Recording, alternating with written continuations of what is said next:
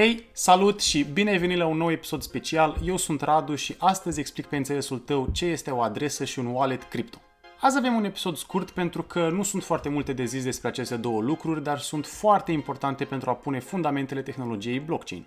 Așadar, dacă ai interacționat vreodată cu un blockchain și ai transferat cripto dintr-o parte în alta, sigur ai văzut acele șiruri de caractere dubioase pe care de fiecare dată le verifici de 7 ori înainte să treci la pasul următor.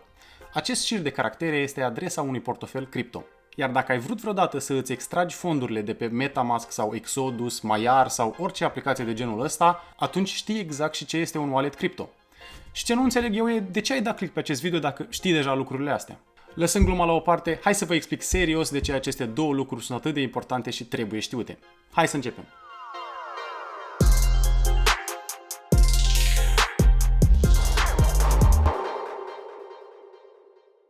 În fiecare episod din seria Crypto 5 minute preiau subiecte complexe din domeniul criptomonedelor și le explic pe înțelesul tău în doar 5 minute. Uneori o să dureze mai mult, uneori mai puțin, dar cine cronometrează? Înainte de a trece mai departe, vreau să-ți spun că trebuie să te abonezi la canal ca să înveți lucruri noi și totodată trebuie să dai un like la video ca să mă ajuți și tu pe mine. Astea fiind spuse, hai să vedem ce este o adresă. După cum ziceam, o adresă este șirul acela lung de caractere pe care îl vezi pe toate platformele de criptomonede. Iar în termeni tehnici, adresa asta este o cheie publică reprezentată ca un hash. Dar asta e tot ce trebuie să știi din punct de vedere tehnic. Ca să revin la explicații mai pământești, poți să vezi această adresă ca un IBAN. Nu înțeleg de ce foarte multă lume e speriată de aspectul acestor adrese. Arată ca niște șiruri de caractere aleatorii, dar din punctul meu de vedere o adresă într-un blockchain nu este foarte diferită de un IBAN. Dar dacă îți uiți IBAN-ul sau faci un transfer către un IBAN greșit, poți suna repede la bancă să anuleze tranzacția. În schimb, într-un blockchain, dacă ai făcut o tranzacție greșită, e imposibil să o anulezi, iar dacă ți-ai pierdut accesul la acea adresă, e imposibil să-ți mai accesezi fondurile. O să vedem în minutele următoare și ce înseamnă accesul la o adresă.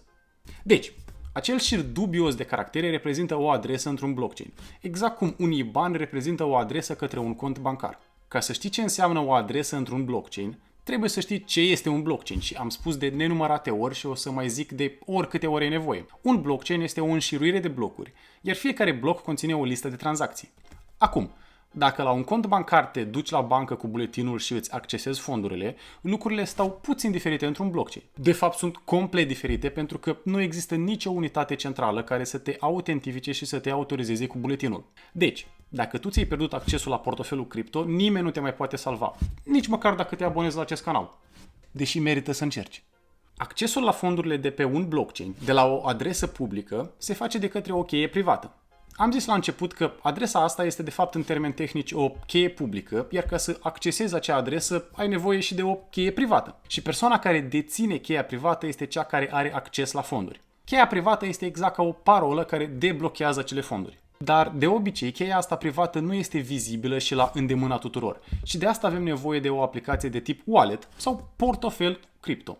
Majoritatea aplicațiilor de genul ăsta te pun la început să îți salvezi o serie de cuvinte, de obicei vreo 12 cuvinte, care reprezintă cheia ta privată. Ea este de fapt mult mai complicată decât atât, dar acele cuvinte sunt doar o formă naturală de a salva acea cheie, pentru că e mai ușor de reținut. Și tot ce trebuie să știi e că acele cuvinte sunt parola ta către fondurile tale din blockchain. Am să mai repet o dată. Acele cuvinte sunt practic parola ta în blockchain și dacă ai pierdut parola, nu există nicio modalitate prin care să o recuperezi. Așa că aplicațiile de tip wallet fac două lucruri. 1. Îți generează și gestionează perechea asta de cheie publică, cheie privată, ca să nu trebuiască să treci tu printr-o serie de pași tehnici să îți creezi adresa. Și 2. Ele știu cum să interacționeze cu blockchain-ul astfel încât să deblocheze fondurile sau să facă tranzacții de la acea adresă.